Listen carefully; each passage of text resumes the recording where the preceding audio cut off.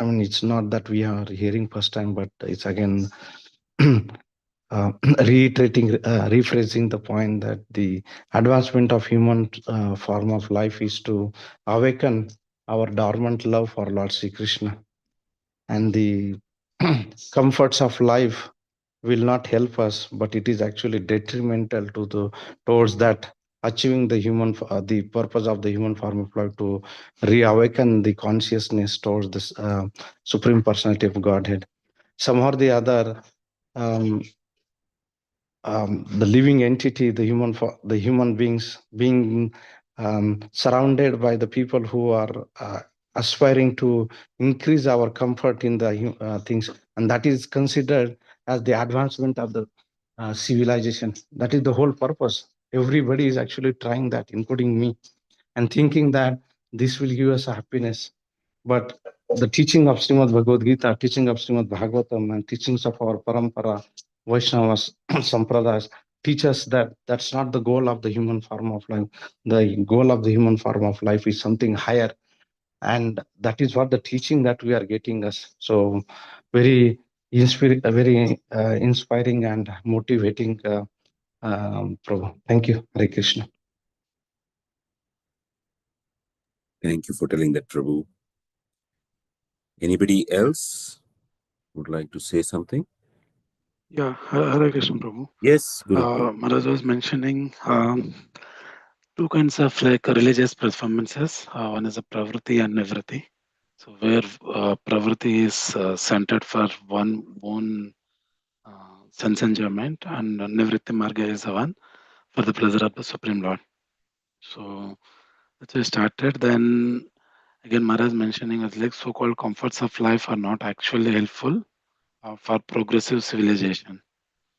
So then he was mentioning about like Rupa and Sanatana. So how they got detached, and while mentioning that in the part, like you can see that like they don't stay more than one night under the tree. So, but still, like they were able to progress, and they were able to give all the Vedic knowledge for us. So that's for like, I mean, Maharaj was mentioning that like not to be too much entangled with the comforts of life. So rather, like we should utilize this human form of life for the higher purpose. That's where majorly it's starting like simple living and high thinking. Thank you, Prabhu. Yes, true. Thank you. Thank you too. Anybody else would like to add something more? Hare Krishna Prabhuji, Dhanavad Pranam. Yes. Yeah. Prabhu, I think many of us has understood it very well that what we are doing um, is not going to help us in any way. But then still we are where we are, and our lives are wherever our lives are.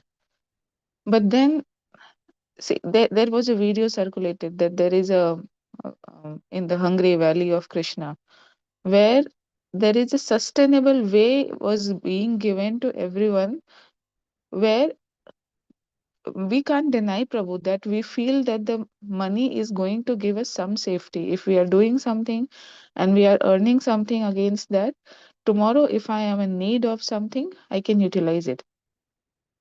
That is the basic sense for most of us. If we have gone beyond that sense, that is really mercy of Krishna. But many of us have not gone beyond that sense. So still we do not depend completely on Krishna. We first depend on the money, and then we think, okay, if money is there, then probably Krishna will help us. So that is our useless mentality. But yes, that is. But then what is the sustainable way? I mean, if someone is teaching, they are teaching somewhere else where they are feeling frustrated. They are feeling that, okay, what I am teaching is a crap. But then I think, why are we not creating a way where really teaching is needed and they can teach, feel happy, but they are getting money also for it? Why not we are striving for that? Because I know everyone is feeling frustrated. What they are doing is not adding any value for them. Mataji, can you rephrase your question? Like I I got lost. In the sense that what I understand is people or those who are at least trying to practice spirituality, they know that according like what you're saying, that whatever activity they are doing, that is not going to get them the ultimate benefit. So what next? I didn't hear it So, clearly, Madhu. so next, as a community, why are we not striving for creating something where the working itself becomes the spiritual practice? Great. Okay. Okay. Yes. Maybe at a small scale, maybe at a very low level, so that maybe someone who is actually earning too much is ready to earn little, but will have Hmm. a happiness and peace also. And that satisfaction that I am doing while working also, indirectly, I think if that consciousness is there, everyone can feel. But frustration is there because we are unable to relate that consciousness everywhere. Hmm. Hmm. Root cause of frustration is that because, and many a times it happens that we can't relate directly that what am I doing is really is the for the happiness of Krishna. And maybe most of the times it is not. It is because of my fear of safety. I'm not working for the happiness of Krishna. Hmm. Hmm. Yeah. I'll add something more on similar lines. I'll add something more and then I'll invite some thoughts from the devotees here. Recently, there has all this been this gung ho about India's GDP becoming, I think, some third largest, fifth largest, something like that, overcoming some other country, and that the top tech CEOs in US are actually from India, and there was a big backlash in the US against people of Indian origin, saying it's the US job should go to India, should go to US citizens, and then somebody else said, look, they are contributing to the American economy. And so there's this one person called Sridhar Vembu. He is the CEO of Zoho Corporation. He was working in the US. He had his business in the US. He came back to India. He went to Tamil Nadu and he went to his native village and he set up something in his native village, a big facility, of course, and he started upskilling people. And he started with giving skills to people in software initially, and now he's doing some mechanical tools, like these power tools, like how you drill the holes in the wall with a nail, etc. Those power tools that are required. So he started making that, and he said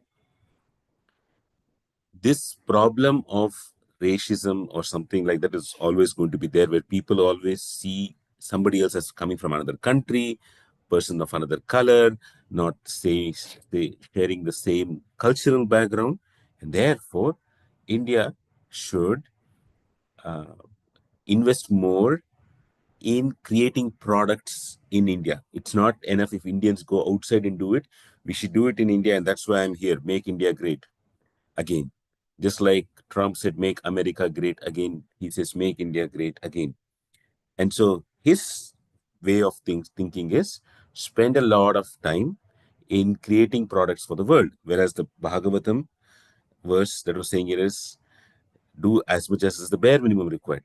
But one thing common between what you were saying and what he was doing is trying to do more locally sustainable kind of thing there.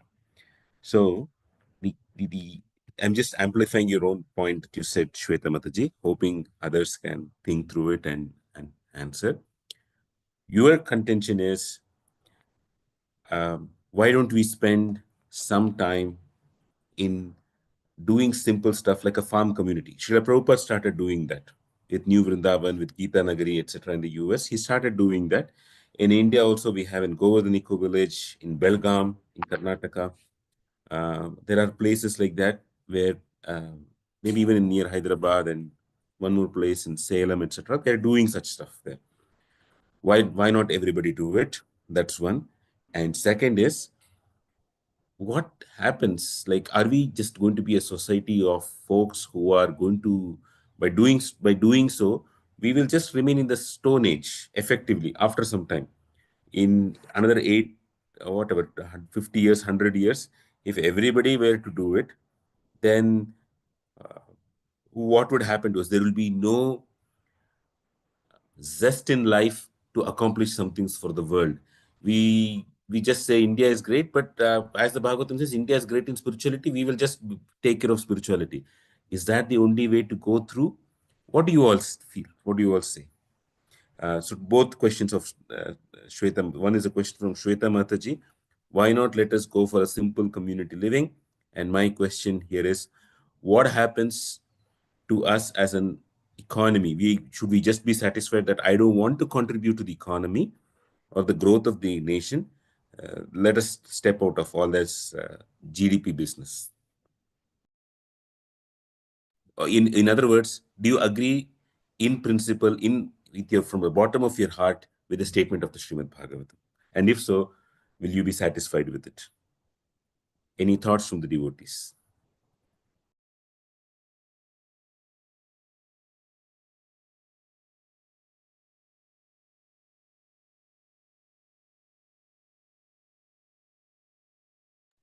Sharbari Mataji, would you like to say anything? Hare Krishna Prabhu. Yes, ma'am.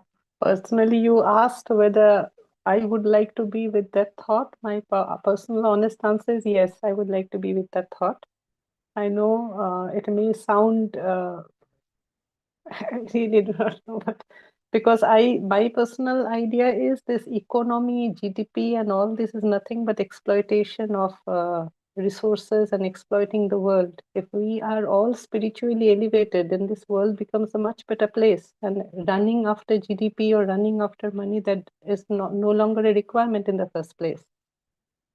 So that is what I think, Prabhu. Thank you. Thank you. Mataji. Hare Krishna. Hare Krishna. Kumarika Mataji, you like to say anything? Hearing you put it in a way that we will be isolating ourselves.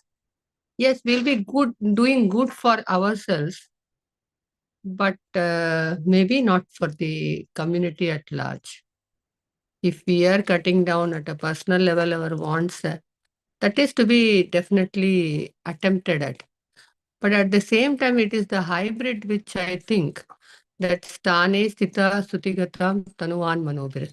So wherever you are, whatever position you are, if you are being an exemplary devotee and you are impressing at least 3 or 4 people in your life to become a devotee, that is also required. If we all of us get into closed communities, then who will be setting examples? Because the people who are coming into the community will visit and go and say, this is beyond me. I cannot go back to Stone Age. So for us, I think it is not practically possible also for giving up everything right away at one shot and committing ourselves like the committed brahmacharis come into the temple, leaving their family. And we all have some responsibilities, other things also to think. But our only attempt should be, I think, to concentrate on dovetailing our efforts into pleasing Krishna, whatever we are doing, whatever we may be doing. That is the one thing which comes to my mind, Prabhu. Hare Krishna. Hare Krishna. Thank you, Mataji. Hare Krishna Sarika Prabhu. Mataji, are you there? Ah, yes. Okay, yeah. Sorry, Prabhu. I Yes, just Sharbari wanted Mataji. to add one thing. Please, Yes, please in go. spirit, yes, Prabhu, like in spiritual planets, actually there isn't any GDP or there isn't any all those things. Then how do, I mean, if all are actually becoming spiritually elevated, then actually this world becomes more like a heavenly planet, not heavenly. I mean, this Goloka Vrindavan, a spiritual planet or the abode of Krishna, and that is where we all ultimately aim to go. So if we all focus on the spirituality with the meaning and with the intent, compromising on these physical comforts and really want to elevate ourselves spiritually, then we will be more closer to the world will become more like a spiritual planet. That's my feeling, Prabhu. Thank you, Nice, Hare nice. Krishna. Thank you. And Thank and one more point, Prabhu. My idea was not actually to go back to the very basic roots, because we are not capable of doing that. I mean, my idea was whatever we are doing, why not we why not some of us are excelling, and see, so many Infosys is there, Wipro is there. They have created the job opportunity for multiple of people, and people are getting attracted from so many of places. So there are talented. We are teaching our kids, right? There are young professionals who are probably doing Krishna Bhakti, right? Why can't some of them can create something in which people can follow their practices, can be little more oriented towards our practices, consciousness, dharma, and can do work. And that will attract probably thousands of people, even without saying, then what you. we can actually do. Got it, Mataji. Got it. Okay. Okay, that's the next level. Okay. Okay. Any thoughts on this? What Shweta Mataji is saying? Anybody would like to say Yugala Kishore Prabhu or Sarika Mataji or Dheeraj Prabhu? Hare Krishna Prabhu. Yes, Sarika Mataji. Yes, so I think that, I mean, most of the points have been mentioned here. So even I understand that, I mean, we cannot totally, go out, only into spiritual, because as we are into Grahastha life, we would also require, money to sustain. So I feel both the things, we need to balance it here, spiritual and, earnings.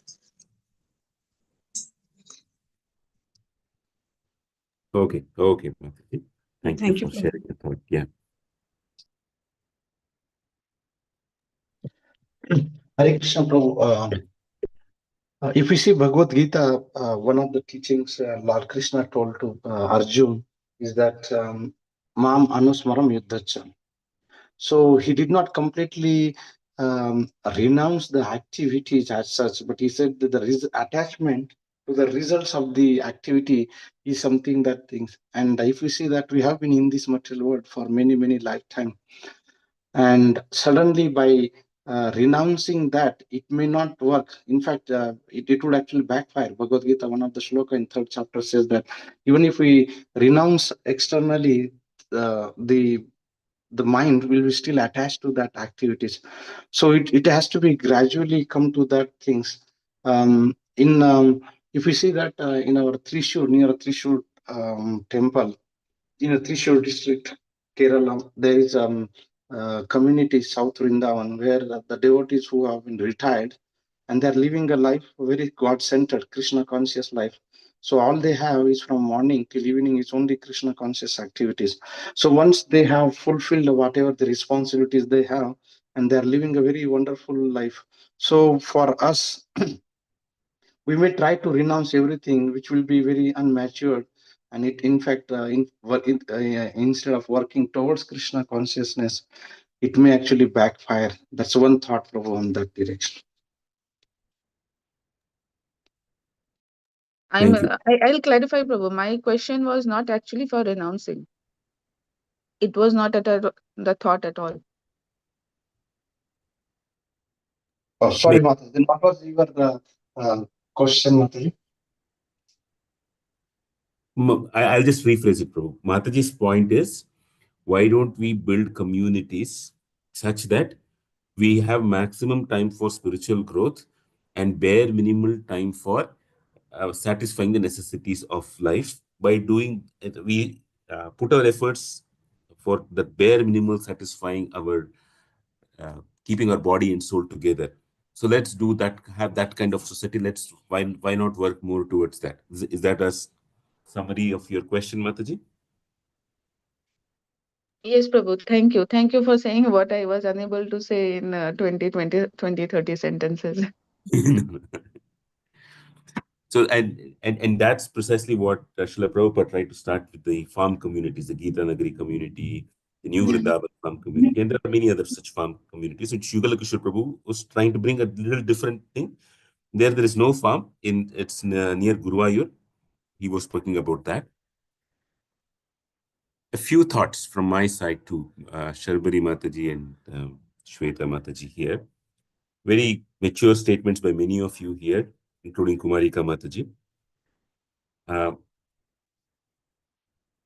Firstly, what's being discussed in this verse is that inner urge that I need to endeavor to make myself comfortable is while by sacrificing anything else is what is being addressed here. In other words, whatever we give time to, that grows. Whatever we don't give time to, that withers. Just like if you don't water a plant, it will wither. After the flowers will wither and the plant will dry up after some point in time. It so happens that in our own life, we may have many interests and many things we want to do. Spirituality is one such thing. But the Bhagavatam is understanding that if the Bhagavatam or Vyasadeva understands that if the Bhagavatam doesn't give these kind of sentences which arouse or awaken the sense of urgency in us, we will by default go in the program of increasing our comfort and acting contradictory to it. That is, work so hard that actually we don't have comfort. We are always chasing towards the goal that if I have so much money, I'll get something. In the pursuit of that number, that money, we actually are not comfortable from the bottom of our heart. We may have a nice plush house with nice plush sofas, etc. But yet the mind is in anxiety. What is going to happen to this thing tomorrow, that thing tomorrow, etc. That's one thing which the Bhagavatam is trying to address. The internal drive to be happy with just the pursuit of comfort and saying, why don't you minimize your comfort and try for something higher? So that's one point here. Second, like what all of you said, and just adding to it, for a lot of people, or maybe I should say the word which Maharaj used.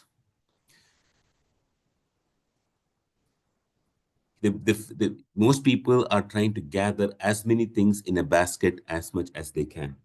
Why? Because people want to feel their sense of self-worth. When we are leading a simple life, how does a person who's used from so many births, they're used to showcasing that I have so much knowledge, I have so much degrees, I have so many degrees with me. So that is one way that people want to prove their identity. Or people want to show off their power by saying, I'm intelligent, and so I got to this position in this particular organization. Everything boils down to checking one list of so many things that I have. What's the value of so many, giving a weightage to things in life, like I'm a vice president, uh, I'm an owner of a business, something like that. It's adding as many things in the basket as we can. How are people going to live simply? It means that unless and until one is so attracted to the Supreme Lord, like Rupa and Sanatan Goswami, they will continue to interact with everybody, trying to score brownie points, saying, I have little more than what you have. And that's what, when Maharaj was also talking, like in the lecture, that when he was meeting these very rich folks, all in suits, coming in suits in the airport when he was distributing books, they would say, I'm meeting all these hostile people.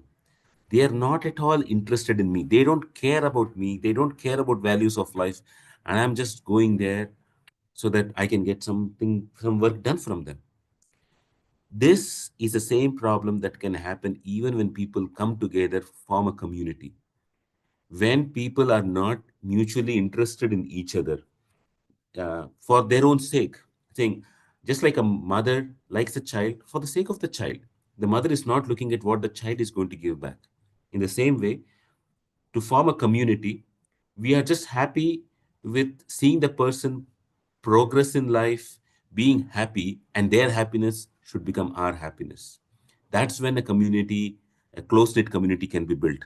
Otherwise, it is just superficially we may be stopping the activities of economic growth, but that's just one aspect that is stopped of economic growth. But spiritual growth may still not happen if we are in a very competitive mood. So this competitive mood of packing as many things in the basket has to come out. And therefore, it is imperative that even before forming a community, we need to have culture. We need to develop the culture of satisfaction.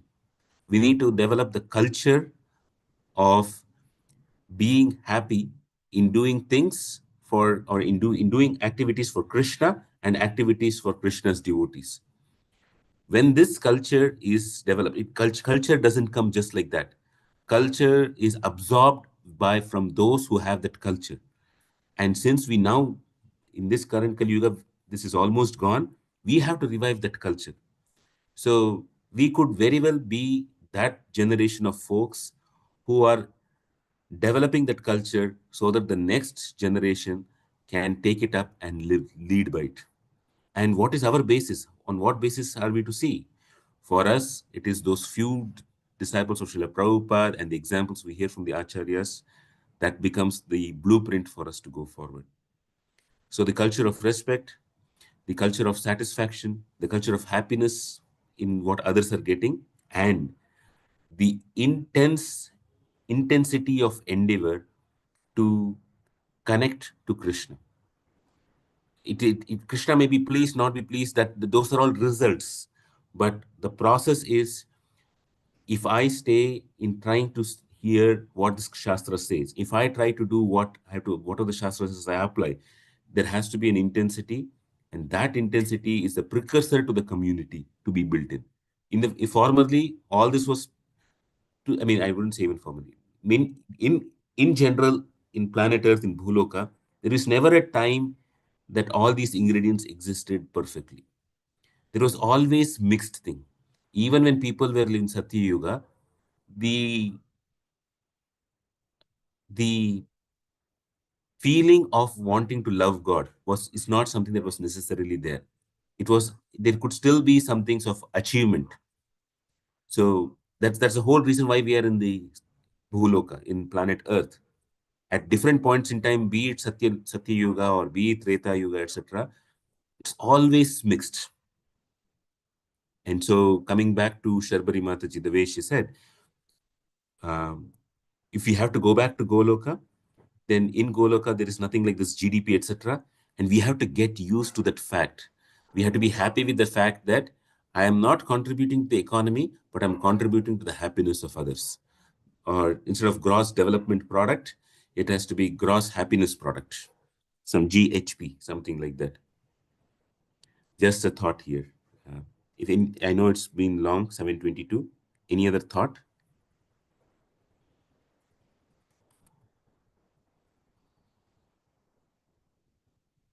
I like your concluding remarks, Prabhu, that GHP versus GDP. Thank you.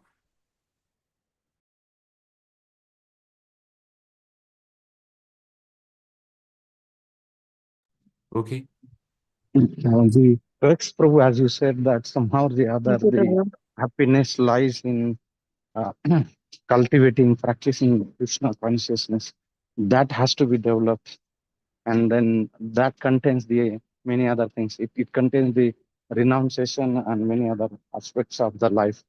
If the core is to that, happiness is in service Krishna, the other things will follow it. Yeah. Thank you, bro. Wonderful. I'll repeat Yes, myself one more Prabhu. thing. Thank you. I'll repeat one thing here, which I said earlier too. In teachings of Chaitanya Mahaprabhu, renunciation to some extent is given in the verse, Na dhanam na janam na sundarim kavitam va jagadisha kamaye mama janmani janmaneshware bhavatat bhakti rahetu kitvai.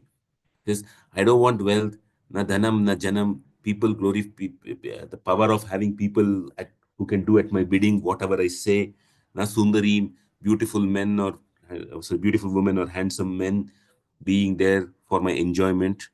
Jagadisha Kami. I don't want to become the ruler of the entire world. Mama Janmani Janmanishware, birth after birth. Bhavatat bhakti rahe tu ki twai. Let me get devotional service to you without me expecting anything in return. But this verse comes after the verse which says Trinadapi sunichena tarorapi sahishna amanina manadena kirtaniya sadaharihi. And these two things out of the three, Trinadapi suniche, being humbler than a blade of grass, tarorapi sahishnuna, tolerating. These are the precursor to renunciation. And that is very well uh, developed, especially in a community, because everybody will be different. Even though we all are practicing, we all have different personalities. How do we stay together and help each other? That's also one aspect. We learn humility, tolerance, and being not bothering about whether somebody valued me or respected me or not, amanina manadena, only in the midst of others. And sometimes we should say that it's not just among the midst of devotees, even in the midst of the people in this world, because everybody has a spark of the Paramatma in their heart. And Paramatma in the heart of everybody will motivate them to act in such a way that we come closer to Krishna. So we should not treat just as only devotees, it's even with everybody else in this world. It's already 7:25. Today we went too much. Tomorrow is Sankranti, and some of you may have holidays. I thought it's a precursor to Sankranti for a this is the actual new summer, what you call the Uttarayana year. Okay. Thank you very much. Jagat Guru Srila Prabhupada ki jai. Yeah. Sure. Thank you. Thank you.